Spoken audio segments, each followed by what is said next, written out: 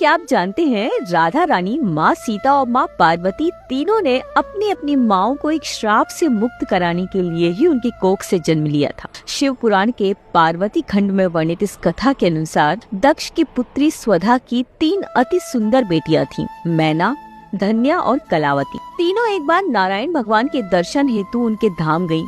वहाँ उन्हें प्रणाम कर तीनों नारायण के सौंदर्य और दिव्य तेज में खोई हुई थीं। तभी वहाँ सनत कुमार आदि ऋषि आए। सभी देवताओं ने उठकर उन्हें प्रणाम किया, पर ये तीनों बहनें नारायण को निहारती रहीं और ऋषियों के सम्मान में खड़ी नहीं हुई और न ही उनका अभिनंदन किया। अपना इस तरह का अपमान देखकर ऋषि क्रोधित हो गए और नाराज होकर तीनों बहनों को उन्होंने श्राप दे दिया कि तुम लोग देवलोक में रहने योग्य नहीं हो, इसीलिए जाओ और मृत्युलोक में रहो। तीनों को जब अपनी भूल का एहसास हुआ तो तीनों ने ऋषियों से माफी मांगी और उनसे श्राप मुक्त करने का आग्रह किया। ऋषियों का क्रोध शांत हुआ तो उन्होंने कहा कि आप तीनों मानव योनि में जन्म तो लेंगी ही, क्योंकि अब श्राप का कुछ नहीं किया जा सकता, पर अगर आप तपस्या करेंगी तो तीनों ही एक एक कन्या को जन्म देंगी, जो आप सभी की मुक्ति का कारण बनेंगी। उनके प्रताप से आप वापस देवलोक में आ पाएंगी। इसी श्राप और आशीर्वाद से मैना का विवाह पर्वतराज हिमालय से हुआ और उनकी पुत्री हुई माँ पार्वती, जिनकी वजह से वो देवलोक में वापस जा पाई।